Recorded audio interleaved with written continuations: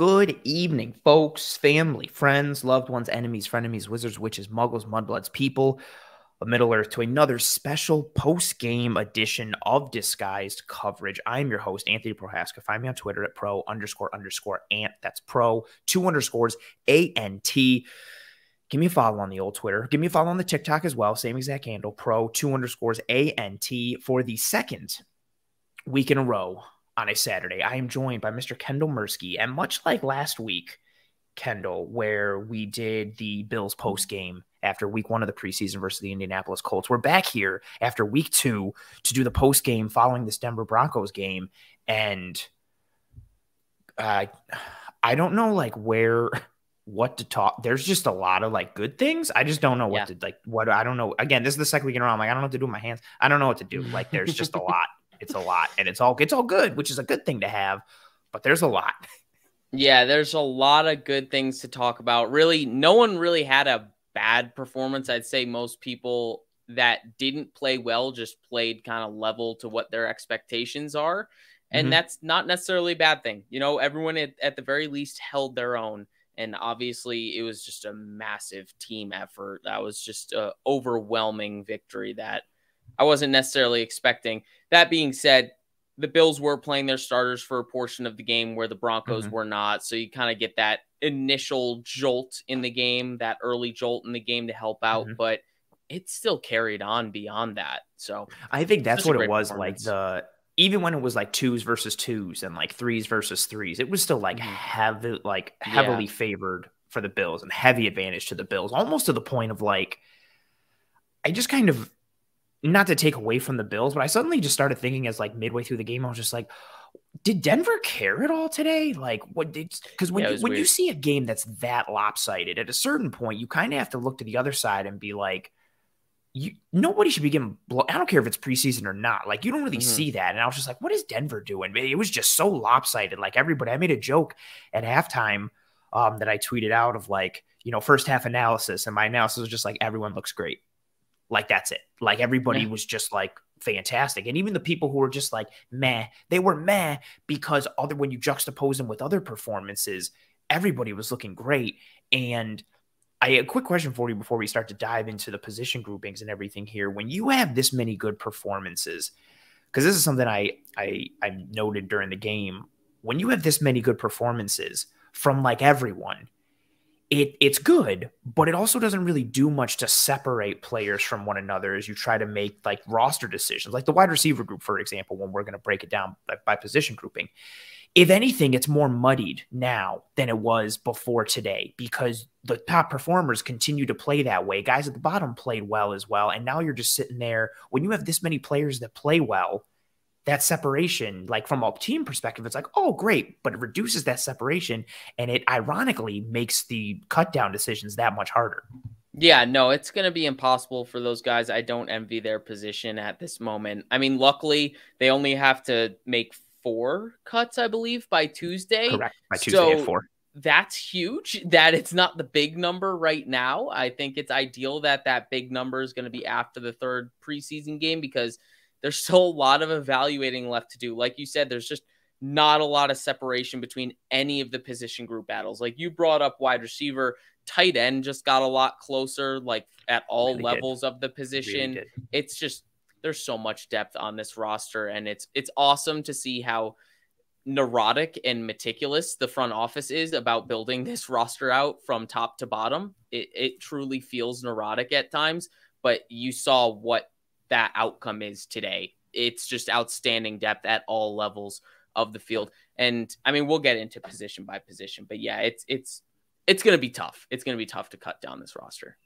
Yeah, there was a lot of good performances today, and what we're going to do for those of you who are not familiar, much like last week's post-game episode, we are going to go position group by position group, starting with the offense and the quarterback position, and just talk about the good performance. Well, not even the good and the bad, the performances we saw today at those positions, who stood out and why, but of course, tying it back into the structure pieces, the X's and O's, not just, hey, Timmy did great, but tying into what does it mean in a vacuum for this game? What does it mean going forward?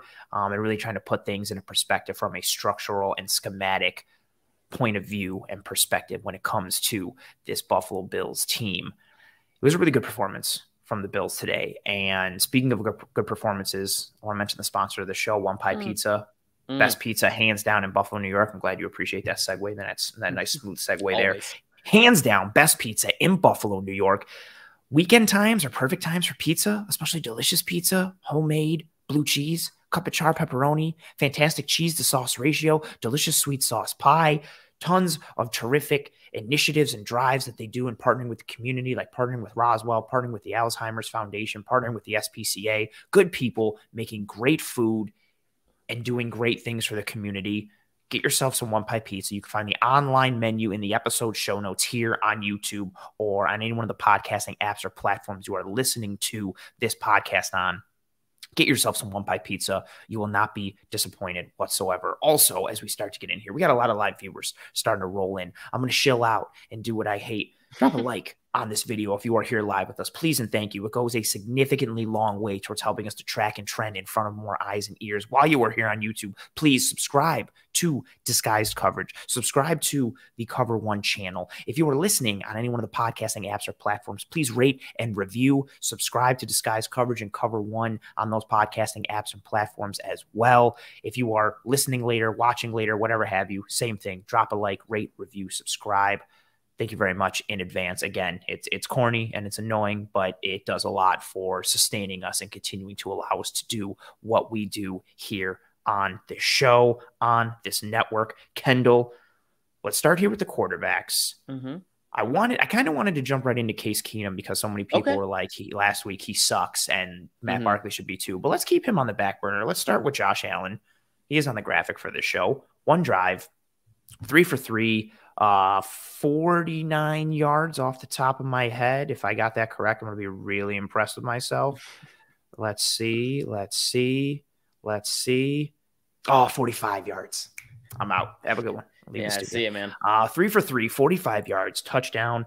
A nice bullet to Gabriel Davis for a touchdown again on that lone drive that Josh Allen saw. Anything that you want to take away, point to when it comes to Mr. Joshua Allen? I mean, it's tough when you're that efficient. Like there just really wasn't a lot to evaluate. You know, he just had that quick pass to Isaiah McKenzie, which was really nice. Just to start the drive, yeah. Yeah, the feel and the chemistry between those two was nice to see on a route and a concept together that they're probably not so used to working with, especially like in the past few years. So it's nice to see that and get a little bit of that on live television. And then obviously just the pocket mobility, just being able to do like weird stuff in the pocket that you probably shouldn't be doing, but getting away with it. And then throwing a dart to Davis in the front of the end zone. But it was funny because he got a little skittish in the pocket. Like I tweeted out how the protection was beautiful. It was. And then he started to scramble and I was like, what are you doing? And then he got back and just threw it. And I was like, oh, okay.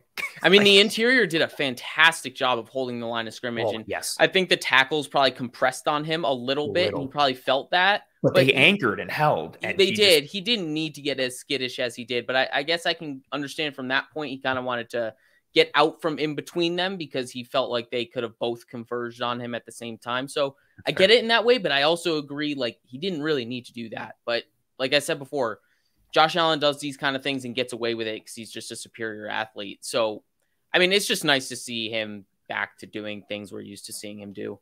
Yeah, very fair. I wanted to pull up this comment because we're going to get to the offensive line. But this comment here that says, other than Cody Ford, who do you cut after today's performance?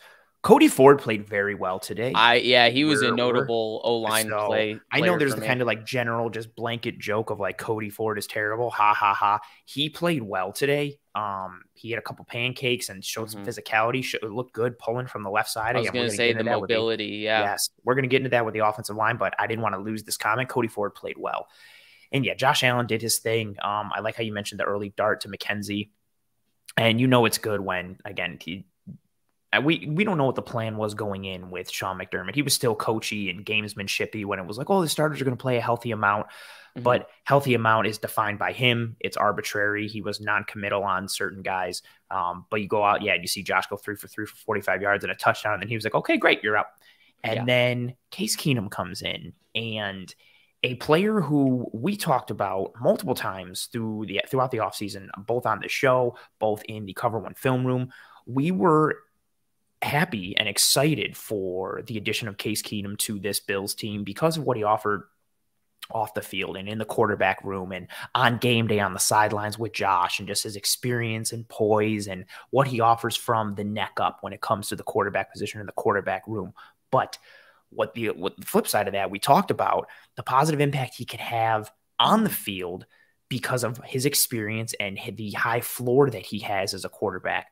We didn't see it last week. And as I referenced in the intro of the show, we heard people clamoring a bit for him to be cut, use that money to sign Odell Beckham. Matt Barkley can be number 2.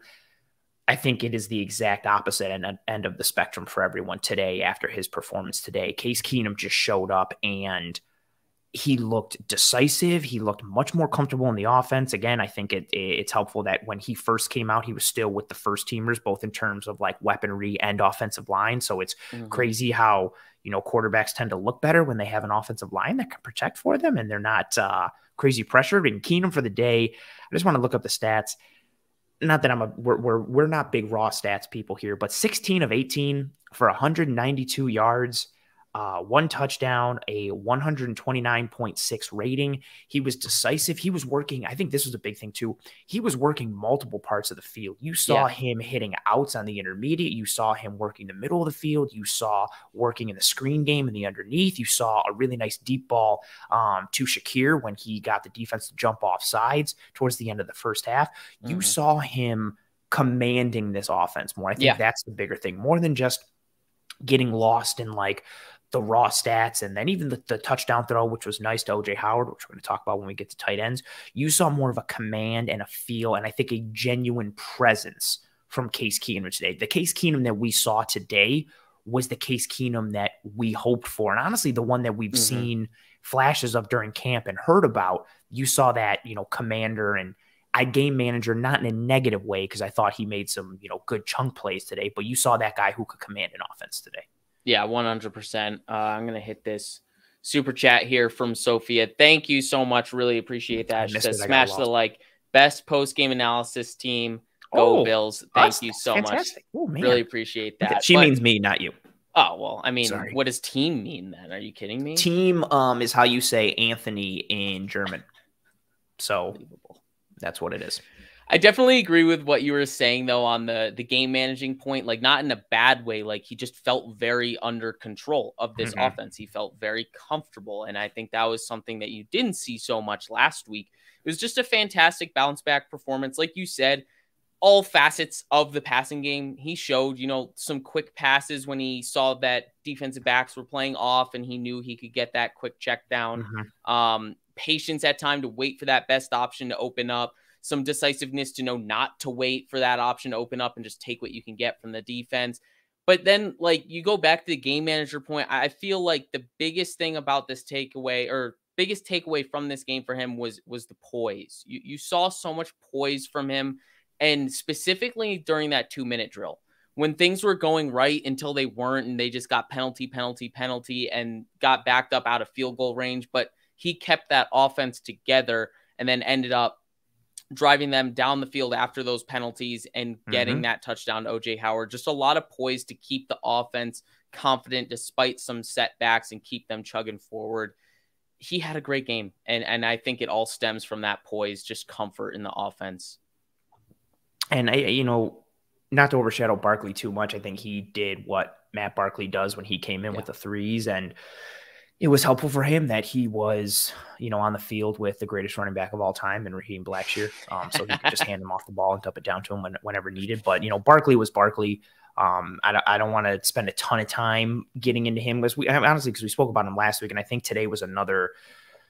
Barkley just continues to put together these performances that you're just like, oh, okay. It's not like, oh my God, amazing. And it's not like, oh, he was terrible. You're just like, oh, yeah, that's Matt Barkley. And it's solid for the preseason and what he does. But it was funny just where everyone was, I don't even want to say everyone was on the ledge last week with Case Keenum. I think they were off it. They were done. Like you had people specifically being like, what is his cap hit? So if we cut him, how much money do we get?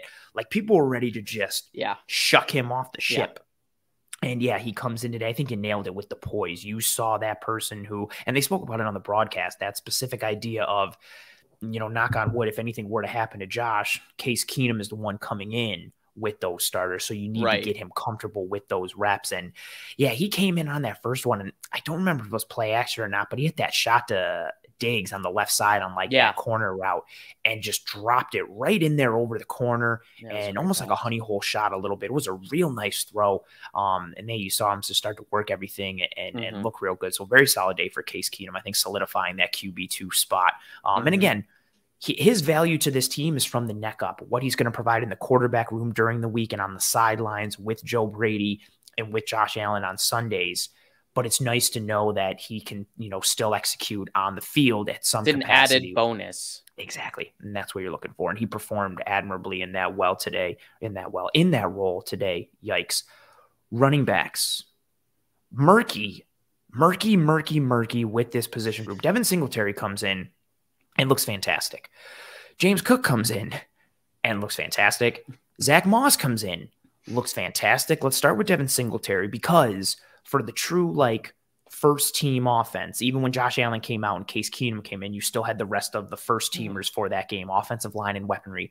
Devin Singletary was the only running back that saw snaps with the first team offense. I think we are pretty entrenched in this point of Devin Singletary being RB1, but nonetheless, with what we saw today, with what we saw at the scrimmage, with what we've seen in camp, there seems to be a liking of the usefulness and the skill sets and the traits for all three of these running backs. And that's what I want to hit on when we talk about this position grouping. And honestly, we're going to talk about Blackshear and Duke Johnson as well, because all the running backs looked very good today. We'll start with Singletary. Huge day by the group. And the offensive line looked better as well. Funny how the running backs look better when the offensive line looks better. Crazy. Let's start with Devin Singletary. And I think let's not necessarily analyze his performance today from the performance today, but how he ran behind the scheme of this offensive line and the decisiveness and the suddenness he showed, I thought was tremendous given how we think this offensive line is going to execute going forward. Yeah, I think decisiveness is the key word. I mean, he got downhill quicker than I think what we're typically accustomed to. And once he got into the hole, he was making people miss like he is so typical to do. What was that stat you had? He was top 5 or something in forced, broken, and missed tackles this past season. Broken tackle. And if you take broken tackles and missed tackles forced on a per carry percentage basis, I think he was top 5 at worst, but I'm pretty sure he was top 3, which is even if it's top 5, and I think that's out of 40 running back, the 40 running backs for the amount of carries that I had qualified for him, which is just absolutely unreal. Yeah, it's not necessarily what you think of when you watch Devin Singletary, but you kind of backtrack with that in mind, and you're like, wow, he really does make people miss consistently. On both of those 10-yard runs he had, I had to make up for myself. I looked it up. What is the 50 running backs with at least 100 carries last year, he was 3rd in broken tackles plus missed tackles forced per attempt. Yeah, but he just, when he gets his hands on the football, he is consistently making that first man miss. And when you're going decisively downhill like he was in the gap, in the midst of all that trash, you're at the advantage as the offensive player, seeing where the holes are, seeing where you can make your cutback, seeing where you want to go. The defender has to react to you, and they all have a tough time reacting to Devin Singletary. But I do believe with that performance, with the usage that we saw, I do think it's pretty obvious that he's going to be running back 1. He's going to be the guy that's going to see clear work in the middle of the field. But then once you get into the red zone, who's getting the snaps? Because, I mean, there's clear usage for all 3 of these guys, and we saw Zach Moss getting a lot of work inside the 5-yard line. There was clear usage for James Cook. It's really exciting seeing all of their skill sets being complementary of one another. It really just fits together like a perfect puzzle. And this is a position grouping that is connected to what I mentioned earlier in the intro to this episode of when you have everybody in a position grouping playing well, it just muddies the waters even further, because it's not like, well, this guy played great and he's really separated himself from the pack. No, the pack is still very close. Everybody is ascending, but they're all ascending kind of together. And so there's no separation there. Singletary, the adage I love for him is, the proverbial make a guy miss in a phone booth. He's got that suddenness. He's got that quickness. Again, that stat is very legitimate. Last year, for of the 50 running backs that had at least 100 carries, he was third in broken tackles plus missed tackles forced per attempt. That is tremendously efficient. So that's not just a volume stat. That's an efficiency metric. And that's a huge piece. That is an elite plus matchup trait that I was surprised to see. You see it flash at times on tape, but when you really have it broken down analytically, like, that's a plus matchup ability. He showcased that today. He looks quicker. He looks bursty. He looks, I don't want to say fast from a long speed perspective, but he looks fast in his get up and his attack. And that's great. But and this isn't bad for him. James Cook looked tremendous today in his role as a runner, just so smooth. Somebody said it earlier in the comments of how it looks like James Cook is just in complete control of the gas pedal. Like, it just seems like he goes from 0 to 10 and then back down to 8 and then up to 15, back down and also to 9, seemingly effortless. Yes, just so easy. Like, literally, like, he's not even like driving and he's up here. Like, he's just like chilling back and he's got his arm here and it's almost doubt. Like, I don't want to make the comparison because it's lazy, but it's almost Dalvin Cook, like, where Dalvin Cook just runs and he's just outrunning everybody, but it doesn't look like he's like churning, like he's just outrunning everyone. He had the one run. I highlighted it on Twitter for Cook's run, but also the OJ Howard block. But he had a run, I think it was 2nd and 5, and he got 6 yards. He gets the ball and Howard seals his man and Cook bounces it outside. And I think Ohamudie comes up and Cook just gives him the simplest little stutter. And then just turns on the burst, gets up the sideline, gets 6 yards on 2nd and 5 for a first down. And we saw him just eat up ground quickly, whether it was in the run game against light boxes, whether it was over the middle, releasing out of the backfield when second-level defenders are already, bursting downfield. We saw that on, I think, the second drive, it was like 2nd and 15 or 2nd and long, 1st and long after that penalty. And they go play action or drop back, and the defense just screams and vacates the intermediate, and Keenum dumps it down to Cook, and Cook got like 14 yards, took it down to like the 2 or the 1 yard line, first down. Next play, Zach Moss touchdown. It was what we wanted to see from James Cook, and I think that's not a negative for Singletary, but as much as anybody who likes Devin Singletary, and I know there's a significant portion of people who stan him as RB1, James Cook needs to see touches, whether it's in the pass game or what you and I have talked about a lot, how he performs in pass protection and how he performs in the run game. We didn't see a ton of pass protection opportunities for him today, but as a runner, James Cook looked like a weapon. Outside, inside runs, getting downhill, he looks like a difference maker with the ball in his hands. Yeah, 100%. I mean, the big thing, too, was also that wide zone run he had, too. It just fits his skill set so much more in terms of if you're actually trying to get wide on it versus like Dalvin Cook, field. Like his brother. They just have an innate ability to press that line and then just boom. It seems so much easier for him because he can stress the defense horizontally more than a guy like Zach Moss or Devin Singletary can on that kind of scheme. So just seeing the potential for how he can be used to mix and match in that running back room, it is really exciting. And you even broke down like the difference in between that curl out of the backfield and what you can get after the catch after that curl versus what you're getting. Like we saw it from Singletary today. He caught a curl and I think he caught it and got tackled at 4 yards. He almost like shook the guy, but got hit. And yeah, exactly to your point. Like Cook gets it. Granted, Cook had way more space. Operate, but he eats up that space in the blink of an eye. And then even when defenders are closing down on him from that second level, when they come out of their drop and they see the completion being made, he's still able to wiggle and get skinny with decisiveness and burst and get extra yards with that decisiveness. It's a different level of athleticism, speed, and a skill set piece that you have to account for when you're the defense. And I think what's also nice, again, like he showed that in the run game.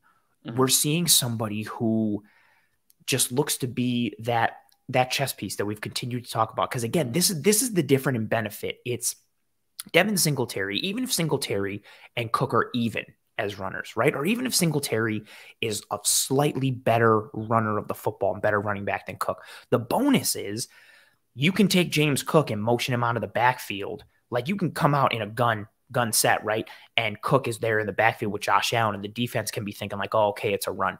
And you easily can just motion Cook out and put him out in the slot or put him out wide. And it's not just to get a key in on the defensive coverage or just motion a guy out just for the sake of motioning a guy out. You can literally use him as a weapon, and the defense has to account for him because he's a running back that can run wide receiver quality routes. You're not doing that with Devin Singletary, at the very least to that degree. And that's where that chess piece comes in, because, again, you have somebody – the goal for any offense, and I don't think this is a unique belief to me, you want to be able to get to as much of the menu as you can without having to swap your personnel. You want to be able to run spread without having to, okay, cool, take the tight end and the fullback out. Let's put these receivers out there. Oh, cool, we want to run power football. Okay, take two of those receivers out, bring in a fullback, bring in a tight end. You want to be able to get to everything, or as much, again, as much of the menu as you can without having to change personnel. So if you've got a running back in there and you can run spread and go 5 wide because he can line up anywhere, literally anywhere in the route distribution and function, or you can run power, or you can run gap or pin and pull, or all these different type of gap schemes, or you can run zone runs. It's such a huge chess piece with James Cook, such a huge advantage. And then to throw another wrench into it, your boy, Zach Moss looked bursty. He looked quick. He got that one touchdown called back on the hold by Quentin Morris where he bounced it outside, and it wasn't like he just beat the defenders to the corner. No, he beat them. It burst to the corner. It looked good. He looks rejuvenated. He looks fresh. He's getting downhill quickly. It looks like he's also slimmed down a little bit more and maybe got new haircut too. Maybe the dreads were, holding him back. I was gonna say wind resistance. He's more aerodynamic now. There's a part of me that genuinely believes that. I'm not gonna lie, but Zach Moss looks really good, and throughout training camp, we've seen him get the goal line work. We saw it in the scrimmage. We saw it again today. He was effective. Let's talk about that piece, because I think so many people, again, coming into this year, wrote off Zach Moss because it was James Cook, Devin Singletary, and I get it. Yeah, Singletary ended the year strong. James Cook is a second-round pick. James Cook is a receiving threat. Like, the Bills tried to get McKissick. They went after Chase Edmonds. Then they get a receiving back option like Cook, and they use a second-round pick. So it's like, okay, well, these are the two guys. Zach Moss looked terrible. He's done. But again, Bean talked about it, as we've said so much on this show, that ankle injury last year that didn't heal properly. It hindered Zach Moss. It's no coincidence that he looks so much better because he's not hindered by that ankle. It looks like he has a real role in this offense, does it not? Yeah, no, that's exactly how it should be put. It's a role, but it's very real. It's not like he's just some role player on this team. Like, it's a valuable role to have, someone who can take hits away from Josh Allen in those short yardage situations and convert nonetheless. Like, he is that short yardage back confirmed. And I think this game confirmed it. There were so many opportunities where you see him check into the game for short yardage opportunities or goal line opportunities, and he was making the most of them. And even on that one, like you said, from Quentin Morris, that was held back because of Quentin Morris. Yeah. The mental trigger to know to bounce that outside, especially coming off the injury, and maybe not knowing you're not the fastest running back in the league or anything like that, but having the decisiveness to know this hole just isn't going to work. I'm going to have to work through one or two guys to get to the goal line from 2 yards out, versus being decisive, bounce it outside, put on the gas, and beat everyone to the pylon. And that's what he did. And that's where decisiveness as a running back really comes into play. He really is showing that well-rounded skill set. And you even saw him open, I think, once or twice again, but he wasn't hit today in the passing game. And he stays available in the passing game. He just wasn't targeted today. But I mean, it's that yardage after contact factor for me. He had that one early run in the game where I think he was hit at like 5 or 6 yards, and he just keeps bowling ball bouncing off of people and then turns it into like 11. Which is something that Singletary has a little of, but neither Singletary or Cook can do it to the level that Zach Moss does. Exactly. And that's where you feel that level of comfort as you check him in for those short yardage plays, because not everything's going to be perfect up front on those short yardage plays. It gets really dirty up there. And every now and again, you're going to have to ask your running back to win a one-on-one against a linebacker who's waiting for you in the hole. Can you run through that man? And Zach Moss is that guy who can run through that man, or at least has the highest probability to run through that man out of anyone in our backfield outside of Josh Allen. And I think most people in this fan base don't necessarily want to see him running through linebackers on a regular basis. So is a really nice compliment to not only the entire running back group, but also taking some pressure off of Josh Allen's shoulders. Excellent point. And this is a huge, no, I don't want to say huge, but this is something I think you and I both have our eyes on, because I think most people could be like, oh, well, it's fine. You just dress all three running backs and it is what it is. But with how the Bills value special teams and with how many players, the roster is finite. You can't just be like, oh, we'll just dress 70 people and we're good to go. Do the Bills dress three running backs regularly, or is it a week by week, game by game thing? Or I still think a lot of it's going to be matchup based, or maybe is this just more long con and Devin Singletary is just going to be gone next year. And then the Bills are like, we're cool with Zach Moss and James Cook, a more traditional like thunder and lightning type of combination. And then Zach Moss goes on his way and it's James Cook and another running back, another rookie, right? And they just keep cycling through and that's the rhythm and routine that we get. But what you're seeing with these running backs, and again, this isn't unique to this game or even last week. Granted, we didn't see Singletary last week and not a ton of Cook. You have continued throughout training camp from day one, throughout training camp in the scrimmage. You've continued to see these running backs get these usage rates, reps, and roles in these specific scenarios. These are not like, well, this is probably a one-off. Like, no, all three running backs have gotten time with the first team, Singletary the most. But even when Singletary is getting the most, when they're running full first team, when it comes to a third down situation, James Cook goes in. Right. When it gets inside the 10, Zach Moss goes in. They seem to have these niche roles cut out for them. And when you have those niche roles worked in that much, that's what's kind of turning the dial up a little bit for me and thinking that there's at least a higher chance than it was ever before in this Bills regime that we might see four running backs dress, three of them being these three we're talking about, and then Tywan Jones, even though he's a special teams guy, because all three have carved out a legitimate role. Singletary looks like the RB1, but Cook is a chess piece and a mismatch opportunity that you can use in a variety of ways. Zach Moss is a hammer, not just around the goal line, but in general. And then you add in again, something we haven't talked about yet for Moss, but we mentioned before, he's the best pass protector of the three running backs legitimately. And then when you add in the factor of his ability to make himself QB friendly on third downs in terms of getting open and finding space, he's a legitimate third down piece as well. So it's, again, this group is now not confusing, but it's murky, because it's not like, well, this guy looks terrible and he's clearly on the outside looking in, or it's not even one of those like, Cook hasn't looked great. Maybe they sit him for the first couple of weeks and it's Singletary and Moss. Like, each guy is succeeding where the Bills have envisioned them succeeding at. And you can make a case for any one of these guys getting a bulk of touches. And that's what I feel like. Singletary looked great, but then Cook looked great, and then Moss looked great. And it's just like, well, you can make a case for any one of these dudes. It's kind of just pick your flavor. And again, if the Bills continue to run more zone running on offense, that favors Moss and then Cook before it does Devin Singletary. And when you combine it with that pass first offense, it also favors, you could make the case who it favors more, Cook or Moss, because Cook can succeed as a receiver in a variety of ways. Moss has the receiving ability that people don't talk about, but he's also a better pass protector. Very interesting as we continue to move forward with this group. And then I think, number 4 in the rotation, number 35 on the roster, but number 1 in our hearts, Raheem Blackshear. Dead leg again today, burst, juice, up the sideline, a little broken tackle ability and missed tackles forced today for Raheem Blackshear. He was your, what was he? Your second or third top performer? I think he was my second, Yeah, your number 2 this past week on This Guy's Coverage when we did stock up, stock down. What to make of Raheem Blackshear? What are your thoughts? He was getting some special teams coverage reps and runs today. He got some kick return reps. It seems like they're trying to find some way. But when you get him in the actual offense, granted, yes, it's against the third teamers, maybe some low second teamers, but mainly third teamers. He continues to flash. He continues to impress.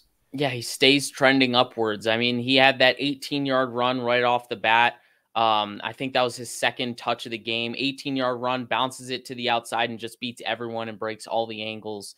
And then you see it later. He had that 24-yard run, and that was the dead leg play. And you just see he's so fluid with his make a man miss motions. He's not necessarily breaking his momentum to make a man miss, and it allows him to continue gaining yards after that missed tackle force. And I think that's a huge component for him, especially in the Yak game when we saw him get that 16-yard screen pass as well. Then on top of all of this, we saw him in pass protection too. He picked up a DB blitz. He got in there, got his nose dirty on the interior of the offensive line. He stuck a defensive tackle pretty He's good. 5'9", 190 pounds. He blocked a 6'3", 300-pound defensive end who beat Tanner Owen clean, got inside, and Blackshear just stepped up and lowered his shoulder and put it. And he stopped it in his tracks. Like, dude got stopped. It was no fear combined with force. Beautiful. That kind of fearlessness bodes well for his chances on special teams. You want to see that level of toughness if you're going to play someone on special teams, and obviously matching it with his movement skills is like ideal for a special teams role. I don't know if that necessarily means he's someone that's going to take Taiwan Jones' spot. To that last conversation on how to dress 3 linebackers or maybe 4, including Taiwan Jones on game day, I think it's going to take versatility at other positions. Like we saw Cam Lewis and Nick McLeod playing different positions today, like that kind of stuff. Some way to make one person play 2 positions, maybe a couple times on the roster, would make it easier for them to dress 4 running backs on game day. I don't know how that's going to work, but either way, Blackshear is playing outstanding on all phases. He even had a good return. How far was that return? Oh, yeah, maybe like 30 29-ish. Yeah, somewhere in that range. Solid kick return right off the rip, too. So it's just on all phases, he is showing that he belongs. But it's like, how are we exactly? Like, how are we going to get this guy on the practice squad? People have been coming in different parts of the chat being like, oh, yeah, like, I think this happened. Nobody should sign him. Oh, yeah, I think we're going to have to put him on IR because of this. Like, it becomes a little bit of gamesmanship-y. And it's funny, too, because you're getting people who, I understand, like, in the pecking order, you've got Singletary and you've got Cook and you've got Moss. And, you know, it's like, well, do the Bills really need Blackshear? But he just continues to provide pop and burst and show up in some kind of ways. This may sound ridiculous. I really want to see him against the ones. Like, I know, I do want to see him just like really go for it. Because he continues to win in ways that it's not just like, oh yeah, he's winning. Like there's a wide margin. Dominant. Like, yes, he's making guys look foolish. And so at that point, it's just like, okay, like, it's like having a kid, like a 6th grader, and it's like, okay, does he have to play with the 8th graders? Like, do we want to see what he looks like there? And again, I think, you know, you'll get some people who are thinking, you know, like anybody riding high off Blackshear is making too much of it. But there's something to be said for somebody who 2 weeks in a row, I don't care what level of the team they're on, when they continue to win and pop and flash like that, like there's something to that player. I really, really, really, really, really hope there is some sort of special teams world that Blackshear can live in, or he somehow slips through the cracks and can, you know, stay on this team through cutdowns. But again, it's funny too. You mentioned it last week. He's got that skill set piece that is he's not like James Cook. You're not going to get him. He's not lining up out wider in the slot and running a wide receiver quality route, but he gives you the burst and the juice combined with the receiving threat ability and some long speed as well that is not present in Devin Singletary or Zach Moss. And again, it's another skill set when you're trying to add to this melting pot of an offense. You want to have as many skill sets and traits as possible. He ticks several boxes that aren't very prevalent in this running back group. And continues to look well. The pass protection one, like you alluded to, really got me today. Like again, I think you look at his stature and the type of plays that he's made, and it's like, oh, the shifty jitterbug type of guy. I wouldn't be surprised if people are like, oh, yeah, he reminds me of Darren Sproles and this and that, like, because he's little, and I get it. But he's stuck that defensive end in pass pro, like, for real. And it wasn't just like, oh, yeah, like he got run over, but he got in his way and, you know, slowed him up. He stuck him in the gut and halted him at the point of attack. And that was very, very impressive for a, jitterbug juice kind of running back.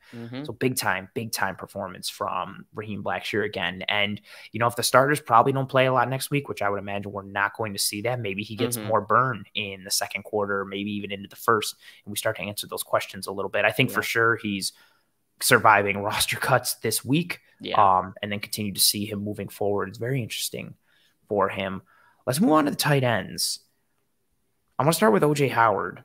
Touchdown reception today, but very positive work in the run blocking game, which he had some last week. Not as impressive as he did this week, but he was sufficient last week in the run game, but he flashed in a variety of ways today. We talked about him last week on the show. We talked about him on the postgame show last week. We talked about him when I had you on midweek for Disguised Coverage to do stock up, stock down.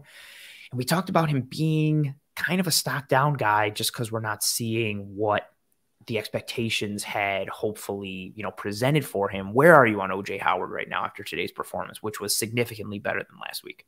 Yeah, big time ups on O.J. Howard's stock, especially relative to where he was, 5 days ago. I think there were a lot of people calling for him to be cut. Him just being someone that shouldn't make this roster, didn't deserve to be on this roster with the way he's performed this training camp and preseason to this point. But with last week looking sound and solid in his run blocking reps, and then continuing that this week on a higher volume, but then also doing much, much more as a receiver, that's why my stock is up for him. He had a great game in that regard. He's still not seeing like great separation skills or anything. You're not necessarily asking for that with a guy at his stature. You just want him to kind of be that box out player and just make the tough contested catches. Because I think with the kind of injuries that he's had at this point, I think it's a little foolish to expect nuanced route running and supreme separation skills in that regard. We'll probably see it every now and again, but I mean, it's probably going to be few and far between. That touchdown catch he had to begin with, like he used his size. That was a size separation, clear, like break into the catch point and just, I was muted. Breaks into the collision point and just pushes off the guy. Yeah, just gets to the top of the step and is just like, get out of my way. And then uses his, and you saw when he catches slight engage shot. Boom, and you saw the corner turn to the ref and was like, dude, you saw him like hit me, and the ref was but it was subtle enough. It really wasn't like wasn't an obvious contact and like extending of the arms. No, but to your point, like it was just like, I'm way bigger than you. You're way smaller. I'm just going to use my size and all I need to do. But that's knowing your body type. That's knowing I don't need to truck this guy and draw the flag. I just need to do this little subtlety because I'm so much bigger that if I just do that little subtle thing, it changes the angle and then I'm clear. Exactly. And seeing that type of thought process, whether we know he's thinking or not, the execution of that, it bodes well for him, and it's a step in the right direction. Understanding your body type, how you should separate given your body type and your stature, and he maximized that on that play. And you saw it a few times. I think he had like a nice little flat route off a PA boot. Not much after the catch or anything, but secured it, got out to the flat. He had a drag route too underneath. Yeah, I think he got a drag route underneath. I know Quentin Morris also got. We'll get to Quentin Morris. Yeah, Morris got one too. But yeah, it was just a solid game from him. I think like really the only negative was the illegal formation after the no huddle, and he just couldn't get on the ball quick enough or signal to the ref and get set quick enough that, hey, I'm the one who's supposed to be on the ball on this side of the formation. And yeah, it just wasn't picked up quick enough and he gets flagged for the play.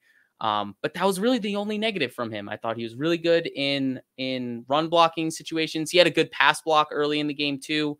So yeah, I thought it was a really, really solid game for him. Trends back towards the direction that his expectations were as when he was signed. So I think that's great for him, and hopefully he can build on that. I don't know how much he'll play next week, but he was playing deep into the game last week and this week, so he might actually get some run next week. He could. It's going to be, I mean, also too, you only have like so many people you can rest in order to like be able to field like a full unit. Team. Yeah. I was impressed with his, the touchdown was better. I think we saw improvements from him in the receiving game and in the pass game today from a receiver standpoint. I don't think he's lighting the world on fire or playing at a level where you're like, oh my God, the mismatch potential. we need a ton of 12 personnel. But he showed that, he could work with what he was given, and he did his job and did what was expected. That's fine. I don't think he's going above and beyond, but he did his job and showed that he can work and live in that light. The run blocking piece was what really got me today. He was mashing defensive linemen and linebackers. He was getting solid contact. He was turning. Again, the one that I tweeted out earlier of James Cook on that 2nd and 5, the move from Cook is, what got talked about on the broadcast, and it was smooth. It was nice. It was elusive, and it was subtle, but it only happens because Howard gets his man. He steps, he reaches, he gets that defensive end and just turns him inside and makes that nice pathway and that airway runway for James Cook to go right outside. And that's what you want. You want to see, all jokes aside, as a running back, you want to see in front of you like an offensive lineman's back and butt, or like a tight end's back. And so like, okay, cool, there's no defender there. They're walled off. That's where I'm going. Like that makes your decision easy. You don't have to set up a block. You don't have to figure out like, where should I go? Like you see that, you're good. Howard hooks his man, Cook knows, boom, I got the outside. It was a really good block. As we mentioned, he had some good blocks last week. This week, I thought even more so. Yeah, and yes, it was against 2nd and 3rd team defenders, but the fact that he's using that body type to win in any shape and form at all, especially against defensive linemen, was a huge boon and feather in his cap. So he looked much better today. And again, the touchdown wasn't the prettiest. It wasn't sexy. It wasn't nuanced. It was just a dude who was like, yo, I'm bigger than you, and I know how to use my size and box you out. You're going to lose. And touchdown. But again, that's even a learning piece from last week where he got too cute and labored through that route. Yeah, exactly. And cost himself in the stem. And by the time the ball got there, he had already set him up for failure. Versus this week, it was not cute. It was like, let me just, dance with the girl that brought you. You're bigger and stronger than the dude that's on you. Just be bigger and stronger. You don't need to be cute. You don't need to be a route runner. Just be bigger and stronger. That's it. Work to your strengths, not your weaknesses. Exactly. And I could totally see that clip being played in the tight end room on Monday. Yes, and they're just like, OJ, what the hell are you doing here? Yeah. What are you trying to run here? Just run into that guy. Don't try to out leverage him. No, you're not Stephon Diggs. Stop trying to run this route all cute. Like just be bigger. Just be bigger and stronger than secondary players that are covering you. That's it. Which he already is. Which you already are. Do that. He did that today. Quentin Morris, who you mentioned, another solid game from Quentin Morris. He's showing up as a blocker in the run and pass protection. He had another couple receptions today. Nothing as sexy as that nice release and downfield completion from Matt Barkley last week, but that was a really good play from both those guys. But what do you foresee for Quentin Morris here? Because he's somebody who, when the game started, so Tommy Sweeney was listed as like the starting tight end on the depth chart, but when the game started, the Bills came out in 11 personnel, and the tight end was Quentin Morris, and he was lined up in the slot, and he ran a route. And then the second play, I think they were still in 11, but Morris was attached to the formation. So he started that game, had a legitimate route that was run, and had a run block rep on the next play. What do you make of Quentin Morris? Because he's somebody who I've mentioned to you a couple times about this offseason. He just looks like a football player. Like he's just built well. He's got a solid frame. He's athletic. But obviously you're in a position grouping with Dawson Knox and OJ Howard and Tommy Sweeney, who we know the Bills like, and it's a position grouping the Bills haven't used a ton of roster spots for. Where are you on Quentin Morris, given the solid performance he had last week and again today, but not just that he had a solid performance, how he had it, both in the receiving game and in the pass blocking and run blocking game? More of a complete tight end performance from Quentin Morris. Yeah, very complete game. As a blocker today, I thought he shined. You saw him multiple times on those split zone runs where the zone's moving left, he comes across it to the right, and he just takes out that edge defender. Oh, the one that I tweeted. Massive alley. He did that a couple times, but yes, that one, exactly that design. He took that edge defender right down to his knee, and the defender like flailed and then you saw, what did you see? So Morris crosses Duke Johnson's face, cuts out that edge defender, and then you see Johnson press to the left and put his foot in the ground, and he's able to get to that backside because Morris completely cut off that backside defender. Exactly. It's a beautiful play design, but when it's executed perfectly, it opens up a massive alley for that running back. And you saw him do that on multiple occasions. But honestly, like moving forward, I kind of view Quentin Morris as like the backup Reggie Gilliam. Yes. And we kind of saw him used in that way as the H-back, the fullback, kind of movable piece. But the way I see it is Reggie Gilliam is that fullback tight end hybrid that leans more towards the fullback of the position. Quentin Morris, I think, is that fullback tight end hybrid that leans closer to the tight end position, the receiving side of the position. Yeah. But I think they both live in that middle ground really comfortably, where they really are versatile in that way, where they can both lead block. They're shorter and stouter, so that center of gravity helps a lot for the lead blocking aspect.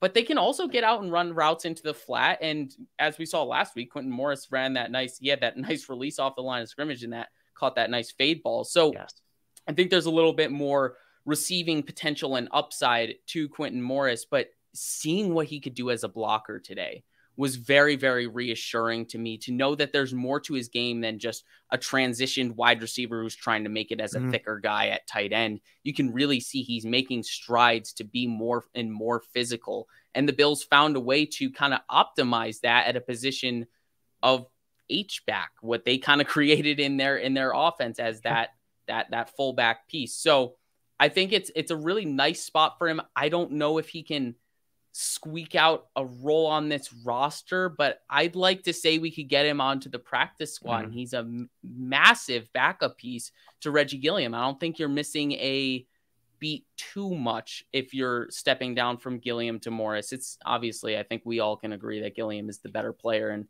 it would be tough to see him go down, but I think it's an admirable skill set and a comparable skill set to replace.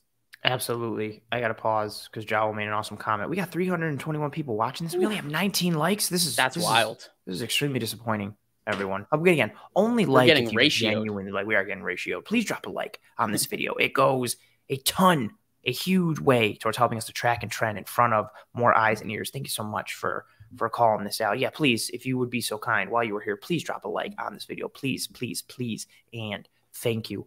Yeah, Morris looked good. Again, I like your comment there of being in that Reggie Gilliam mold and that H-back world, but more receiving piece, whereas Reggie Gilliam is more the, traditional fullback piece. But again, hold on now Bill Mafia says, so that Jowl, you're crazy. He says only 19 likes. We just need to refresh the page. You got to refresh the page. I apologize. I take it back. Now we're at 116. Thank you, everyone. I appreciate everybody for getting in the chat and everybody corrected. Okay.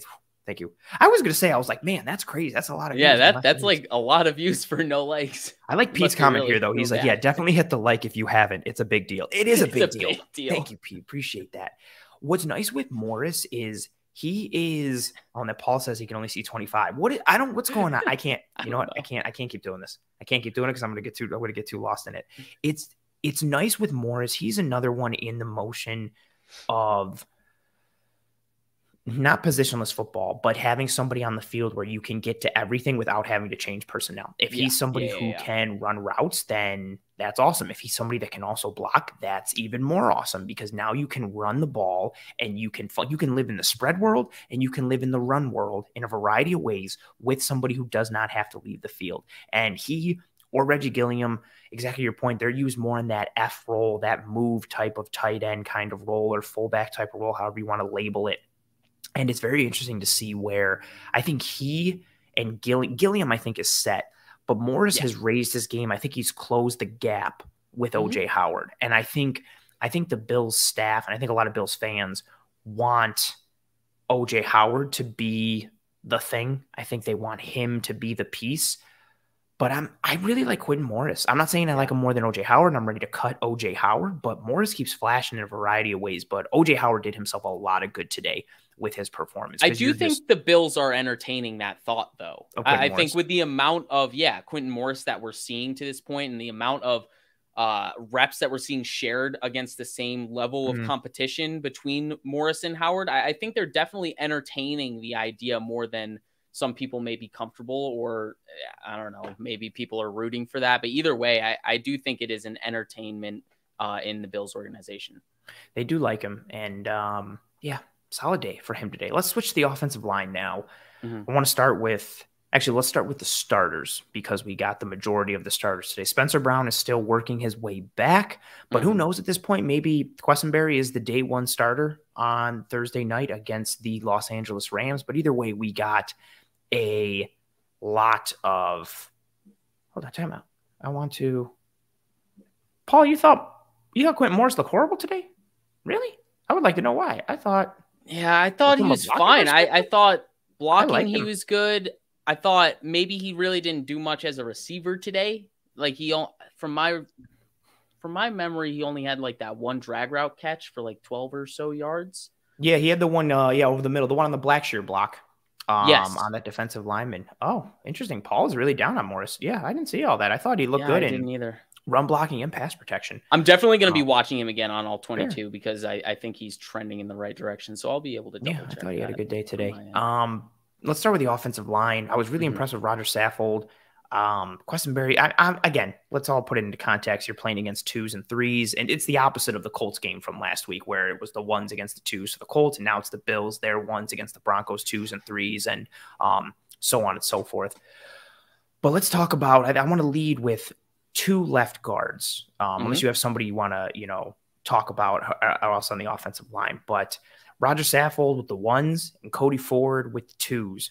People movers, they opening holes left and right, just collapsing parts of the defensive line. It seemed like wherever Roger Saffold was, whenever the Bills ran left, there was just a hole there somehow, some way, whether he was getting to the second level or helping with the double team in the first and then getting to the second. He looked powerful and strong. Again, what I think we had expected from him in the run game. We expected him to be a people mover in the run game because of his experience there, his strength, his size, his skill set screams power run, even though he's good in zone. I mean, power from the perspective of he's having power and being strong. He's massive. Exactly. He's going to move dudes around. Once he gets his hands on you, it's a problem. But Cody Ford functioned in that role as well. And I'm not sitting here saying Cody Ford finally looks like the second round pick that the Bills invested in all those years ago. But he was pancaking some guys. He looked comfortable pulling from the left side. He got around clean on several runs. I thought those were the 2 biggest standout performances for me from the offensive line. And it was a very encouraging piece considering how much we've talked about the performance of the interior offensive line coming into this year and how many questions we had, both with the starting group, but also within the depth. So if Cody Ford can be a functional piece, that's fantastic. But for me, I thought the smash mouth type that Cody Ford and Roger Saffold, that smash mouth brand and type of football they brought today, I thought it showed on several reps for both of them. And I mean, you see the success that the Bills had on the ground consistently throughout the game. The whole game. Exactly. And when they were running to the left, it was led by holes being opened by Saffold and then Ford, or even when they were moving and running different gap runs, you saw that pulling effect from Cody Ford just being able to open lanes that you could drive a bus through. Anybody else stand out for you on the offensive line? And what were your thoughts on Saffold and Ford? Not really anyone else. As a group, I think everyone played well. Everyone had good moments. Everyone, I guess the depth-wise is still slightly concerning. But I will say, like you said, that first team and Roger Saffold, they quieted a lot of my concerns. And granted, what we were concerned about last week was the depth because we didn't see the first team play for the O-line. But seeing how well the first team played quieted some of those concerns because obviously over the offseason, I wanted some more influx of talent to that position. And Roger Saffold was exciting for me, but seeing him on the field today and seeing what he can do for this offense, like you said, people mover, that first step explosion is real for him. He gets off the line so freaking fast. It's crazy how much burst and explosion he has going forward, but how his athleticism is limited in pass protection. It's so wild. It's very, very weird. But he's everything as advertised, run blocking, which is obviously something that this offensive line needed to an extent. Huge. And we know that Josh can mask some pass protection deficiencies with his evasive maneuvers. So I think obviously we don't want Josh running around for dear life. But either way, I'm really encouraged with Saffold, the entire first team. And like you said, Cody Ford really, really showed that he can be quality depth. Today is a day that showed that, like you said, not going to be that guy that we drafted him to be. I think that ship has sailed. But he can still be a quality depth piece on this offensive line. Last week we were talking about most offensive lines are struggling to be deep, just five deep. And the Bills are part of that. Like, there's still questions in the full starting five for the Bills O-line. Getting to that 6 and 7, being confident like 7 deep in your O-line is very, very valuable. And having someone like Cody Ford as that depth piece, that 6th or 7th or 8th guy, depending on, like Bucker coming back and like all of these other people, like really elevating their play, Questenberry, what is to be of Spencer Brown, whatever it is, finding those 6 and 7 guys is really important. And I think Cody Ford really put a feather in his cap today towards being one of those 6 or 7 guys on this offensive line. So yeah, really, all across the board, I thought it was way, way, way more consistent than last week. Even at the depth levels, there were still holes at the depth levels. There were still plays that were left on the field, but it was still better than the performance last week, even at the depth. Yeah, much better than last week. And I think for us, I always like to say that a lot of the judgment for an offensive line will come after we get the all-22 and start grinding the tape. And I think you could even say that, honestly, by extension for some of the tight end blocking as well. Like, I want to see what Howard and Morris look like today once we get into the all-22 and can really grind and grit. I think you saw a lot of, like the guys that we've called out for positive performances today. Howard flashed on several plays. Quentin Morris flashed on several plays. Cody Ford, Roger Saffold. And I think as you start to, you see those initial broadcast footage, and that we notice them. We usually, like you mentioned it last week, you get, if you notice offensive line during a game, it's usually for like things that are bad.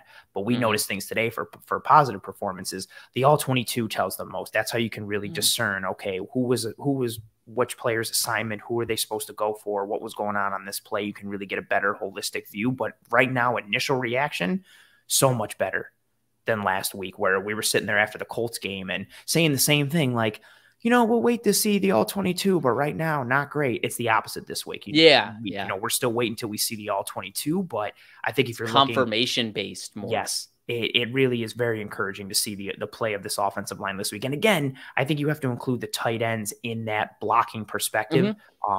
Just because we know when they're attached to the formation, that's all one surface area and surface level, or you're going 6-man surface, 7-man surface. So very interested and excited, as always, to get into the all-22, but really see with how successful the run game was this week and how much better the pass protection was, really digging into the all-22 and seeing what the Bills' offensive line and tight ends really looked like in there before, fully deciding how they performed in this game. Anyone else on the offensive side of the ball that you want to highlight or shout out? I think I'm good on offense. Well, you shouldn't be. That was a trick because we haven't got to the receivers yet, Kendall. What? Right? We skipped receivers? What are we doing? I want to stick with the run game first because the run game doesn't. That makes sense. No, because you went running back, tight end, O-line. No, let's go to the receivers. I want to talk about rather than talk about individuals, I want to talk about kind of a grouping. Khalil Shakir. I don't want to throw McKenzie into it, but I guess I will a little bit. So McKenzie, Shakir, Jamison Crowder, Isaiah Hodgins, this kind of muddled grouping that we've seen in terms of who is making the team, who makes it in what capacity, depth chart performances. Isaiah McKenzie was limited today, but looked good. Khalil Shakir has continued to do what Khalil Shakir does. And again, he and Isaiah Hodgins are getting the work in the slot and as the Z receiver. And then for Hodgins, he's also getting work as the X. But McKenzie looked good in a small sample size, but he's been crushing it through camp. Shakir did more Khalil Shakir things. Isaiah Hodgins looked very good again. We saw Jamison Crowder today. He showed some burst. He showed some craftiness. He showed some speed, a little bit run after the catch. But I think he did enough to show like, okay, this was the guy that they brought in. He really would have had to have a terrible performance in order to just tank his stock completely and say that he's going to be cut.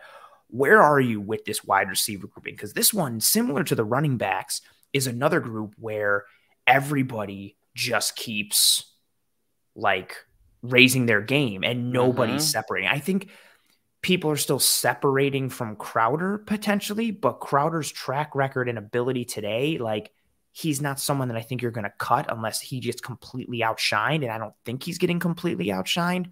Where are you on this wide receiver group? Because it's murky, it's muddy, it's muddled, whatever you want to go with. Nobody's really separating too much aside from the top two. Yeah, no, it's a mess. This is another position where I don't envy the guys making the decisions for rosters. It's going to be really tough. All of those guys are playing well, like you said. I think given the usage of Isaiah McKenzie so far this preseason, the fact that we really only saw one drive from him, one catch, one target, like I think they're pretty confident in what he can do. I was surprised to see him return that kick. I was too, but it was also nice to know that they're probably stashing that for the regular season because I mean, he looked good on it. It seems like by all accounts, the coaching staff has this newfound confidence for Isaiah McKenzie. I mean, with just every phase after how he showed up this offseason in training camp, and after we sat down with him and heard what firsthand we heard from him, what he worked on and how he's evolved his game, I think all that confidence is justified. It sounds tremendous, but at this point, it's just I'm pretty ready to just option in this offense, and then you're left with trying to figure out what to do with Jamison Crowder, Khalil Shakir, and Isaiah Hodgins because, there are two guys that clearly have more of a ceiling to grow into, and that's Shakir and Hodgins, and you kind of know more what Crowder is, and that's not necessarily a bad thing because what you'd be getting from Crowder should be consistent outside of the injury risk. Yes. Outside of that, you're getting a rather consistent. Right. Outside of that, if you're to isolate that, you're getting a consistent player. Oh, yeah. If it's just on-field execution, yes. Yeah, but it's a matter of if he's on the field. Right. And that's where you kind of start to wonder, can we even get Hodgins onto the team or onto the practice squad with the way he's been playing? I think with a game like today where he played well, he had like those back-to-back catches. I think that was in the no huddle sequence. Second quarter, yeah. Yeah, at the end of the second quarter. So he's somebody too who can use his size and frame to just box out corners and just when you combine that with the yes, but you combine that with technicality and nuance and route running, and he's more dangerous. Did he do enough for you today to swing you more into the camp of cut or get rid of Jay Kumaro? That sounds so harsh. These are people's like lives and jobs. But did he do more to swing you in favor of him and moving on from Jay Kumaro? Not really. I actually think it's stagnant from where it was. I don't think much really changed at all. I feel like my mindset is still in the same boat where it's like Hodgins has more upside than Kumaro. Kumaro has more special teams abilities. And they both kind of just showed the same kind of thing today. Kumaro had that one catch in the red zone, didn't do all much with it. And I mean, to be fair, Hodgins didn't really necessarily do much with his yards after the catch either. It's just, I don't think we're expecting to. I'm not. Are you expecting to see any run after the catch for Hodgins? No, from Hodgins, no. But I'm almost expecting more than Kumaro, if that makes sense. But it's still not much. Like that bar is still low. I don't know that back end of the wide receiver position, like I could talk myself in circles trying to think about where we should go as a team, but it's just really tough. We're going to have to wait and see how it goes because like you said, this is the proverbial iron sharpens iron. They're all making each other better right now. They are all ascending together as a group, and it's just impossible to discern who should be the 6 or if they should keep 7 or... And then you throw in Tavon Austin too, and like he got some work today. And he actually looked pretty solid. I was gonna say I don't want to bang like this drum too much, but on those out routes, he looks good. He's hitting the top of the stem at almost full speed, and he breaks on the out in like 1 or 2 steps, and it's flat. He's not rounding it, and he's open. Like he looked good. It's limited, and it's not the biggest deal in the world, but he looked good. Yeah. So it's a mess in a great way, if that makes any sense. I wouldn't know what to do. I know I'd want to keep Shakir, and that's about it. That's all I know. I know I want to keep Diggs, Davis, McKenzie, and Shakir. And then those last 2 spots, if you want to make them 3 spots, go for it. I understand because there's a lot of talent, but it's really just, to me, there's 4 spots locked up because, I mean, I think we can all say we see a a rising star in Shakir. It may take a little bit of time to crack into the roster because it's so top heavy, but I think we all see that rising star. That time might be relative. Like I don't know if it was a bold prediction or if I classified it as such, but my thought in May was that by like week 13, 14, 12, somewhere in that range, Khalil Shakir would be getting significant reps as the number 3 receiver. And I still think that timetable is realistic.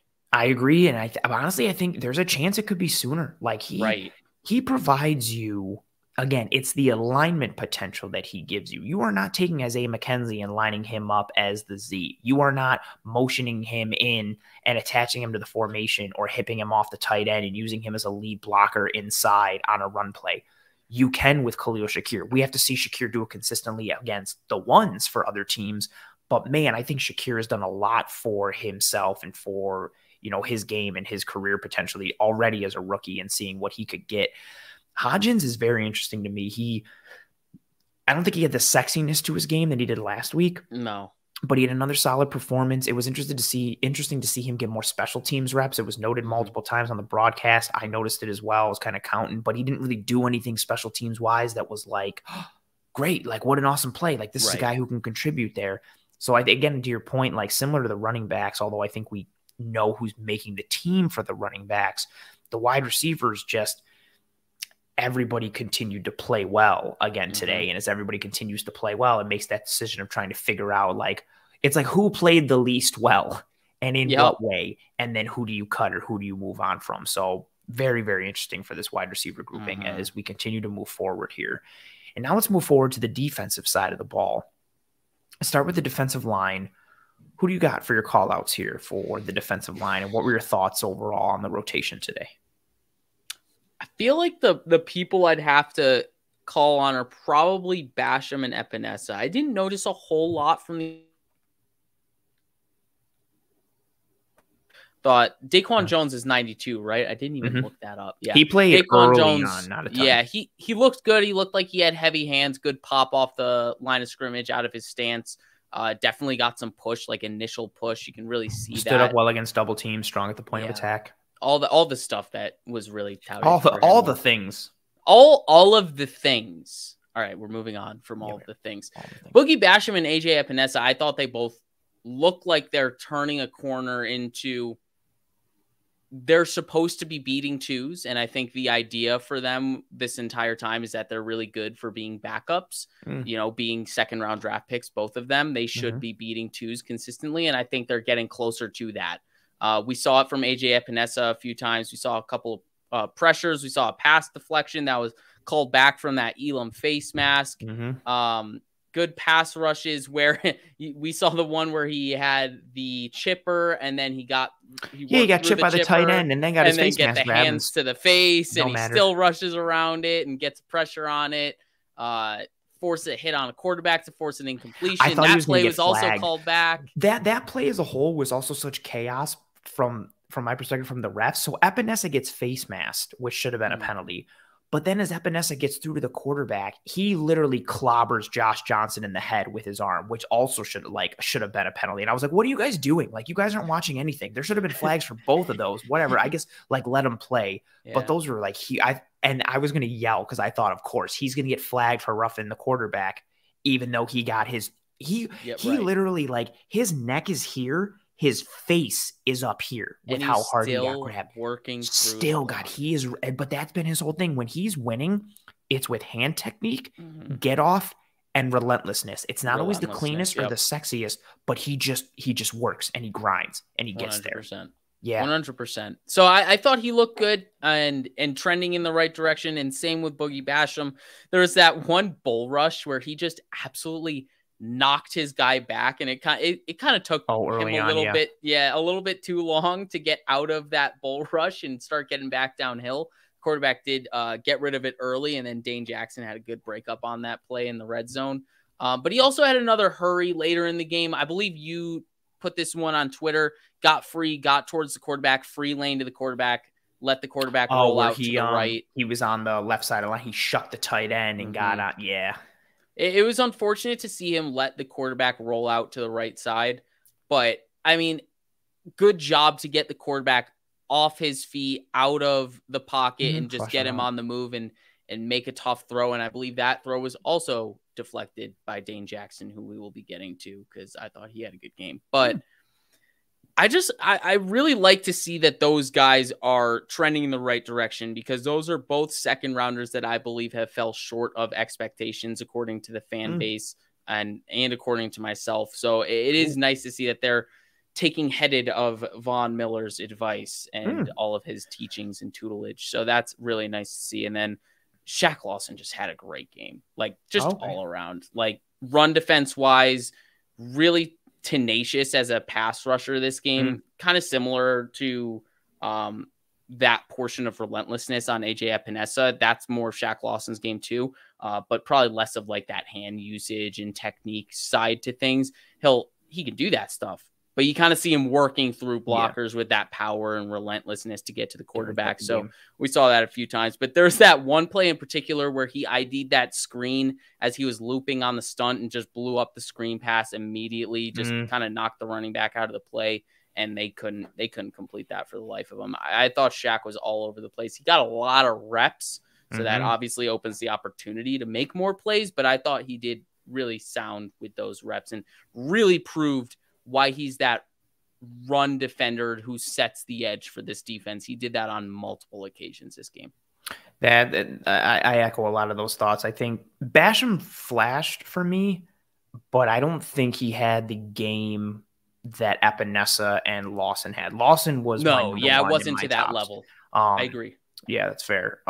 Lawson was just a consistent game wrecker in a variety of ways. You saw him holding strong at the point of attack. You saw him setting the edge. You saw him getting penetration. You saw him draw a hold early in the game. And then, when he does get pressure, we know what he is at this point. He's not winning with like moves and counters and technique. He's winning with speed to power or just relentlessness or like a bulldog type of mentality where he just gets to the quarterback or, he's spiking inside and he gets free and he makes a play. Like he's a grinder. He's gritty. That's how he wins. He gets to the dirty areas and makes plays, but he was consistently causing problems. I thought he was one of the top performers in this entire game, and especially for the defense, along with someone else who we're going to mention when we get to other position groupings.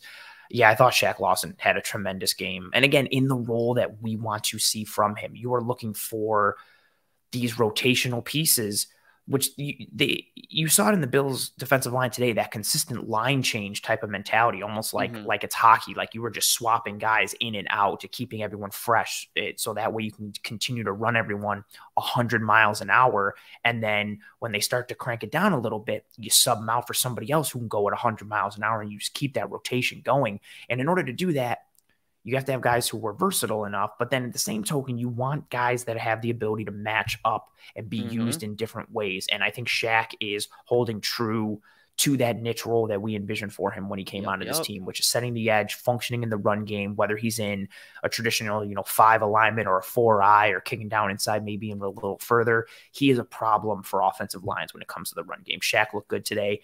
Yeah, and you hit it with Epinesa. Again, I'm not going to drill too much on it because I thought you spoke about pretty much everything, but it's the hand technique and the relentlessness combined with the get off. Those are his 3 meal tickets right now. We saw him win outside. We saw him win inside.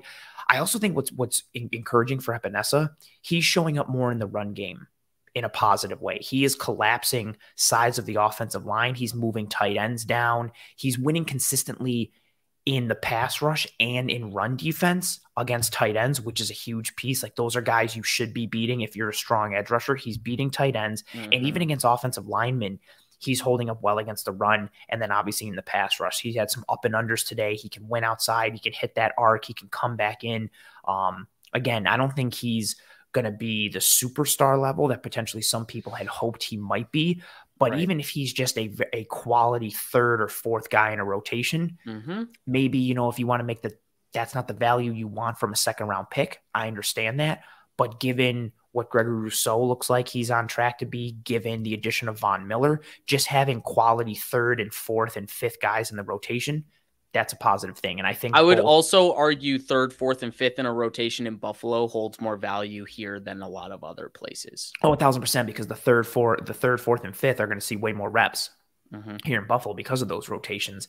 And Yeah, guys starting to carve out their roles. Basham, I thought Basham flashed, but he was below Epinesa and Lawson for me today. But That again, is fair. he's showing enough that I'm confident in him getting reps with starters and functioning against ones. I'm not expecting a ton, but I think he's proving capable enough. Correct. He's proving capable enough. And again, it'd be awesome if he was more than that. Same thing with Epinesa, but you get those rotational pieces. That's cool. Boogie also reduced down a couple of times into the interior, and I saw him make him a few plays against the run. It might have only been one or two. He had also had a run in like a 2-point stance where he was above the guard or the center. Yeah, he was like near the A gap, but he was in a 2-point stance. I almost saw like that type of amoeba type of rush look that teams have. I thought that was interesting to even show during the preseason, but cool usage from Boogie, which I think is something that a lot of people have thought was a possibility with him, obviously being a heavier defensive end, the idea to reduce him to the inside at times. Yeah, I don't. Whoa, timeout comment here from Jessica. Jessica saying that on the pregame, I'm guessing from Judge and Uber, that the pregame guys were discussing Lawson being cut. Oh, yeah, and she called him out. She said Judge and Hans. Oh, yeah, they didn't play. He didn't play great last week. He didn't necessarily do anything bad. That's probably what they were talking on, the fact that he's not necessarily separating himself, but he certainly did today. I think also he was brought in to play a specific role. And again, he's a guy we talked about when he was brought in.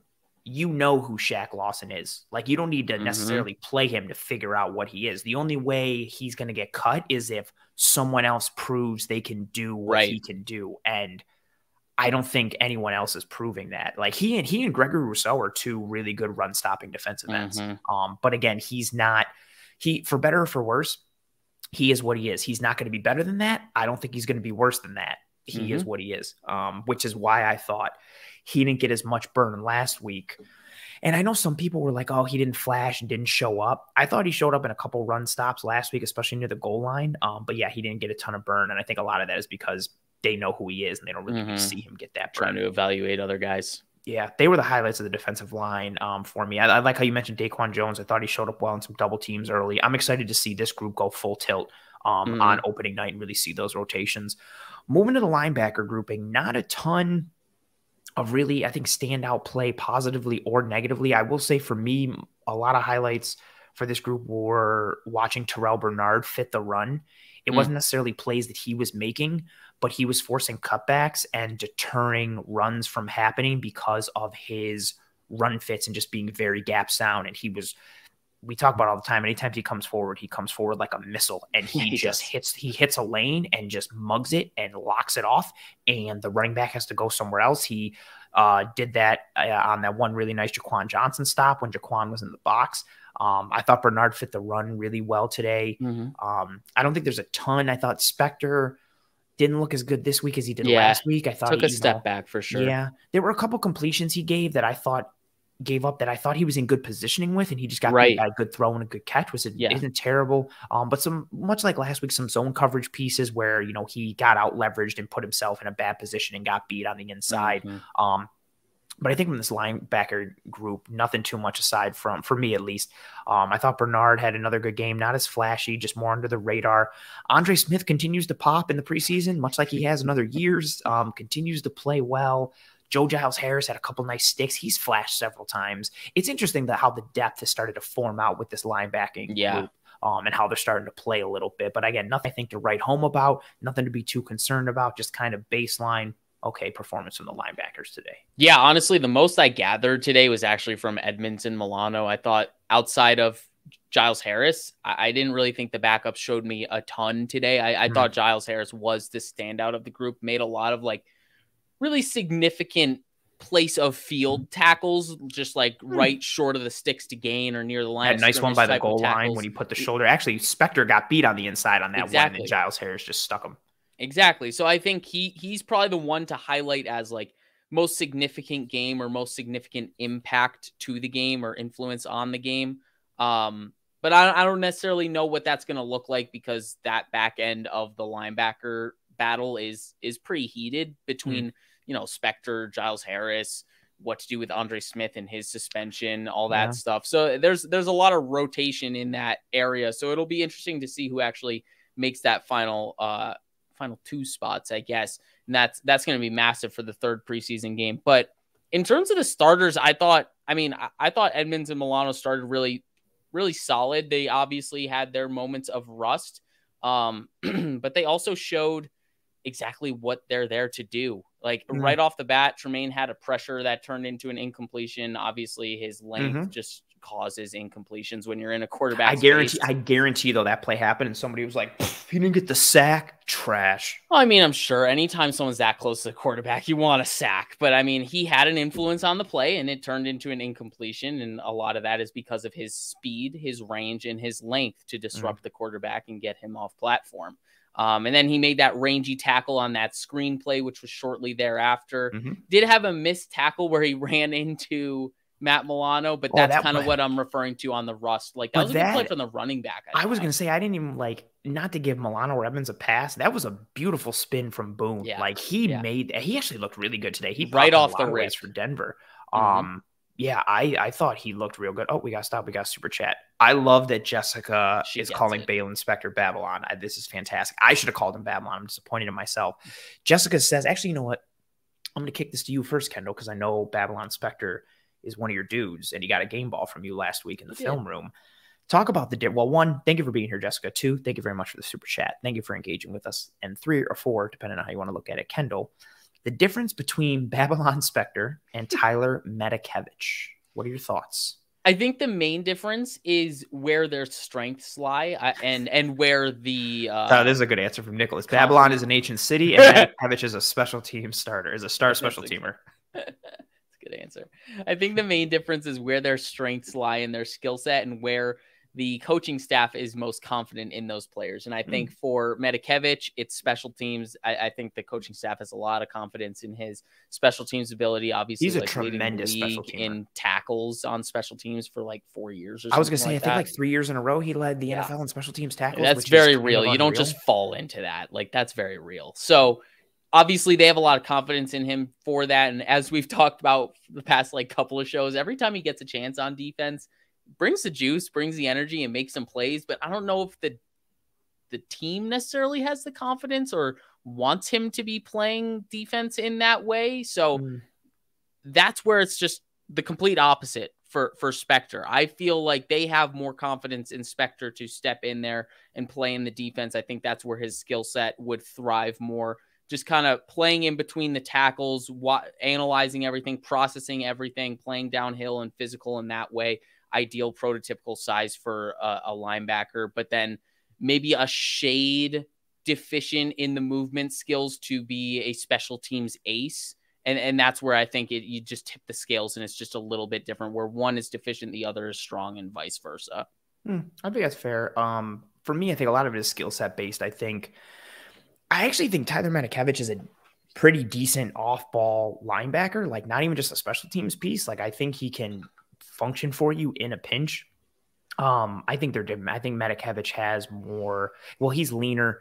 I don't think he's that guy who's going to stack and shed and fit the run like Bale Inspector. Yeah, he's built more to drop, to function sideline to sideline, get downfield. Again, he functions on special teams like that because of his quickness, his agility, his ability to get downfield.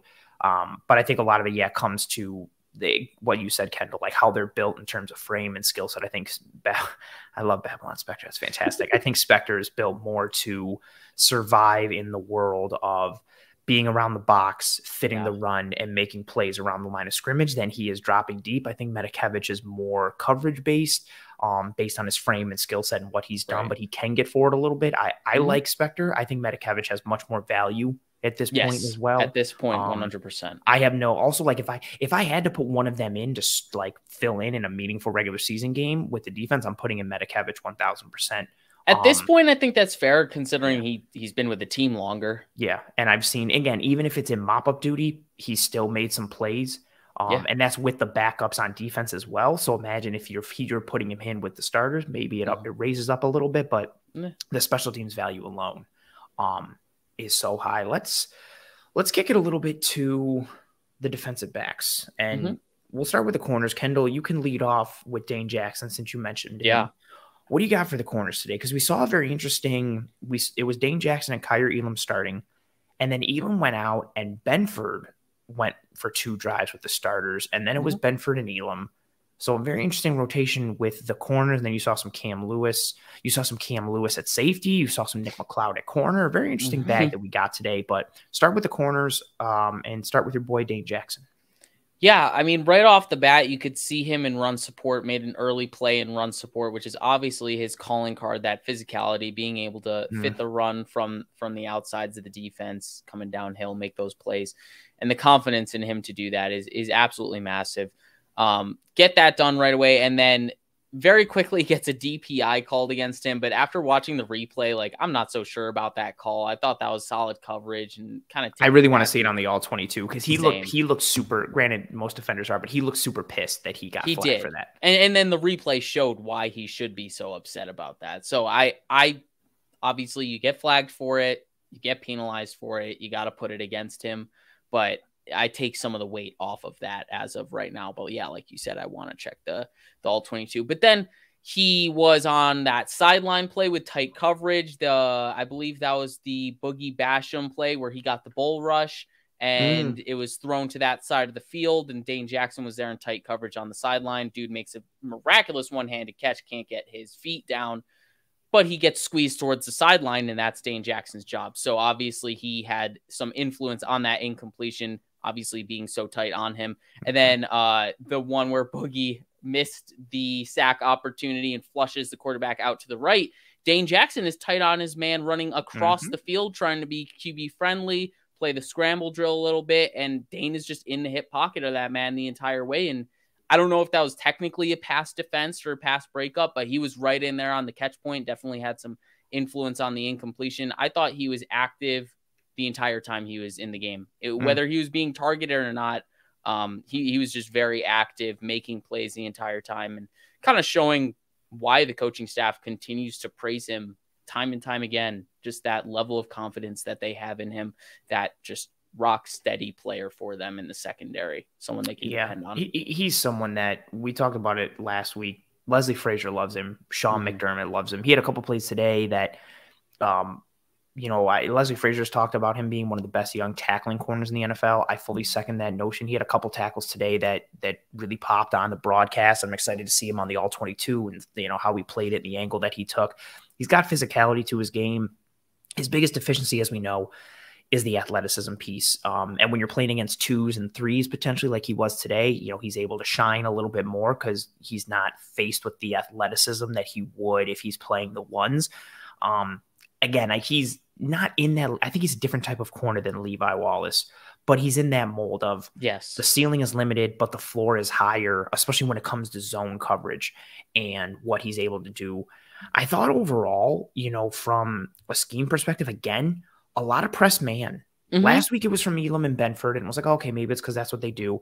This week it was across the board. You were seeing Dane Jackson, Taron Johnson, Kyer Elam, and/or Christian Benford lining up in press man, especially on third down and even on early downs. And then you were seeing them line up in press man, and right before the quarterback snaps the ball, they're trying to change the picture and they're bailing out a little bit, and then they're dropping into zone. Same thing how we see the safeties line up in a single high safety look and then spin back into cover 2, or line up in a 2 high shell and spin down to a single high safety look. So there was a lot of gamesmanship with the corners today, which I was encouraged by and I liked a lot. And Jason says it here, Dane Jackson is serviceable. I think when you look at him holistically, he is that. But if you look at him from like a zone coverage perspective, I'm trying to find those notes that I have on it. He was strong last year from a coverage standpoint against zone. And I'm definitely going to scroll back and look for it as we speak and as you speak later. But Dane Jackson, he's able to function in zone, but he's limited athletically. I liked how he performed today. Kyer, I was a little not down on. I don't think he had the game that he had last week. Benford popped a little bit in his run fits today. And yeah, I noticed that. He and Elam. Today was one of those games where on the broadcast, you didn't really get to see a lot of how they functioned. Like they popped last week more on the broadcast. I think this is a week, for me at least, when we're talking about these corners, I need to see the all 22 because I need to see what was happening downfield. I need to see what was happening off camera. We didn't get a lot of opportunities for that today with the broadcast. Agreed. So I do want to hold back some thoughts for that. But I guess let's talk about how we think things are shaping up for that outside corner battle here. Dane looks to be somewhat grandfathered into corner 2, at least in a rotational base once Trey comes back. But if Trey is out, Dane is going to be there. Where are you on this Kaiir Elam, Christian Benford battle that is very legitimate at this point? Well, I'll echo what you said at the first. I think it's going to be a platoon. Like, with the way that they're giving Dane Jackson snaps and the way he's performing and the way they keep talking about him, I think it's going to be a platoon. Regardless. You think it's going to be a platoon when Trey comes back, or a platoon between Benford, Elam, and Dane, even without Trey? So hypothetically, say Trey's ready week 1. Yes. Then I think then it's platoon right away. Well, who's the platoon with? Who is it? Dane and who? And that goes to your next question with what's going on with Benford and Elam. I mean, right now, I think Benford's closing the gap. I think that's the best way I can put it. I think Benford is closing the gap on Elam. Like you said, I also want to reserve some judgment until I review the All-22 because they obviously didn't have a whole lot of ball production today, either of them. But I mean, that face mask penalty on the press jam, and that was something that he put on film last week with a press jam technique where he gets the hands into the face mask. Like, you got to be a little bit more precise with that. He's Doing grabby. that 2 weeks in a row is not ideal. And then Benford did have the illegal contact penalty, which was probably less egregious, but obviously is a point of emphasis this year. So you still got to harp on it a little bit, but he showed that the run support today, which I think props him up above a kind of level mindset of where Stock it was a physical tackle too. He came up with like a purpose and intentions. Yeah, like on that toss play, it was really solid. So I think he's trending more upward than Elam is after this game. And I think he's closing the gap a little bit, but I still think they're probably, just because of investment purposes, going to give the edge to Elam as a coaching staff and give the continued opportunities to Elam. But I think they're going to keep giving these guys equal chances in a sense through this preseason, and especially in that last game. I really think they want to see who they have the most confidence in moving forward, and especially week 1 with all the questions that they have at the cornerback position with Trey White. Very fair. I found that stat for Dane Jackson. So Dane Jackson in amongst cornerbacks in 2021 that had at least 20% of coverage snaps, and of those corners, there was 129 of them. Dane Jackson in zone coverage was second in snaps per reception allowed at 31.3. So that means he allowed a reception every 31.3 snaps in zone coverage. That's very good. And he allowed 8.2 yards per reception in zone coverage. That's the 18th lowest, again, out of 129 corners. And he had the 13th lowest passer rating against in zone coverage out of those 129 corners. And even when you factor in man coverage, overall, he had the 36th lowest passer rating against out of those 129 corners last year. Dane Jackson, again, he has his limitations. I think he's better than people think, and I agree that he's serviceable. I just don't want the term serviceable to be used in like a negative light. Like, it's just like, he's okay. Like, he fits very well in this defense, and the coaching staff likes him. And again, I know corners just need to cover. His run support ability is very, very, very valuable, especially if the Bills go light boxes. You need your corners to be able to come up and set an edge and play and live in that world, because they're going to get put in situations where they have to either fit the run from a, take on a block perspective and kind of turn things back inside and be a force player, or you need them to come up and fit the run from the perspective of making a tackle on the running back in the alley or outside. So you need them to live in that world. And Dane Jackson is very, very comfortable in that world. Let's go to safeties. I'm going to lead with this one, and you can guess why I'm going to lead with this one. Jaquan Johnson, baller. Like, that's it. Yeah. Sticks that receiver early on that completion where Taron Johnson gets beat, almost forces the incompletion, but doesn't. Then misses the tackle on Boone coming down from depth. He gets him around the ankles, but he misses him. And then from then on, nothing but tackles left and right around the line of scrimmage, coming from depth, playing in the box. I just continue, and this isn't because I already liked him or because I'm a Miami guy or because I liked him at Miami or anything. That my fandom for things does not get into my objectivity as an analyst of this game. He continues to just be around the ball, make plays, a smart, heady player who plays much bigger than 5'10", 191 pounds. Think about that. He's 5'10", 191 pounds, playing in the box, taking on tackles and tight ends and filling gaps in the run and then making one-on-one tackles. He continues to play well. I think this was another game. Last week I thought was enough for him. He is firmly entrenched as safety 3. I don't know what this means for the longevity of his career. I don't think this means like, well, they can let Jordan Poyer walk because they have Jaquan Johnson. But I think we've talked about this safety grouping for a while. And even the last couple of years of how it was very top heavy. And it's like, if anything happens to Poyer and Hyde, that's still not good. Knock on wood. Like they're tremendous. You don't want anything happening to them. But it was talked about of how functional the rest of the depth was for this group. And it used to be like, if one of them are out, we're in big time trouble. Right. Now it's kind of like, if one of them are out, Jaquan Johnson can hold down the fort potentially for 1 or 2 games. He's not going to give you what either of them give. And that I don't think that's a knock against Johnson. That's because they're 2 all-pro safeties. Right. But Jaquan Johnson has really, really raised this game up. And even me, who I believed in him, but he just looks, we talked about it last week, he looks more athletic. He looks more fluid. He looks like he has more burst and short area quickness and even a little bit of long speed. Like it seems like he's changed his physical performance, which is huge because in the brain and between the ears, he was already a good football player. He's very much in that Terrell Bernard mold of he's always around the ball. He's smart. He's heady. He knows where to go. He's gritty as hell. He's relentless.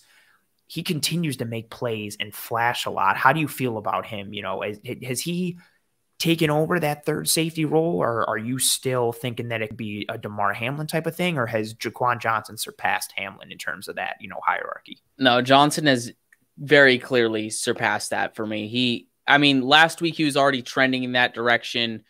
Coming into this preseason, for anyone that didn't know, I was DeMar Hamlin as safety 3 kind of stance. And then with the first performance, it was evened out because Hamlin didn't do a whole lot. Johnson obviously had a good game last week with the interception. This week, all but cements it.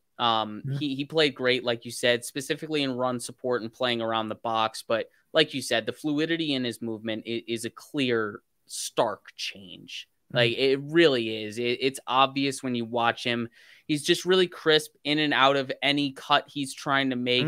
All of his lateral movement skills. You saw it on the end zone angle on that one replay where he was kind of being flushed to the left with the play, and then he read that he was that edge defender kind of in that situation. And he had to break it and flip back to the right. So just really good stop and start ability, being like quick twitchy, which wasn't necessarily something we saw a whole lot from him in the past. So yeah, matching that with his football intellect is definitely key. And yeah, DeMar Hamlin's just, obviously he was the guy that was playing more center field, and Jaquan was the one rotated down into the box. And in the preseason with backup quarterbacks, you're probably going to test the box safety more than that center field guy. So we didn't see a whole lot from Hamlin in this game. And I will like to see what he did like positionally, just where his positioning was on the all 22. But either way, like I just said, it's trending in the direction where Johnson is the guy securing this third spot. But like you said earlier, I do think unless Hamlin does something really miraculous in practice throughout this season or in this preseason game, or steps up admirably in an injury, knock on wood, hopefully that doesn't even happen, I think the Bills are in the market to draft another safety this offseason, because I don't think DeMar Hamlin's necessarily going to be an answer for them immediately. And I don't know if they necessarily want to re-sign Jaquan Johnson this offseason to be that guy, should there have to be a replacement for Jordan Poyer or Micah Hyde. So that's just kind of where my mind is at with the safety position. Really solid for this year, the depth, but next year something's going to have to be figured out. Yeah, there will be some questions that have to be answered. It starts with, does Jordan Poyer get an extension? Because then you could be sitting here at this time next year, and if you don't have Jordan Poyer, are you having the same conversation about Micah Hyde? Like the future of this safety group is very interesting with from a contract perspective of Poyer, of Hyde, of Jaquan Johnson, who his contract is coming up as well. So very, very interesting. And DeMar Hamlin's development, all of it together. All of it in one. Again, muddied and muddled, much like a lot of this depth chart is, but in good ways. I think the safety group may be a little more not as good because you're talking about like term and contract. Yeah. But from a performance standpoint, very, very strong for this group with, having a solid third safety, which not a lot of teams have. He's proving to be pretty adequate. Well put, Dante.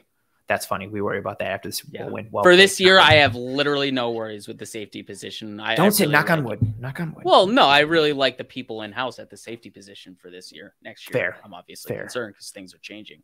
We'll see how that goes. Any other thoughts on the safety group or the secondary as a whole?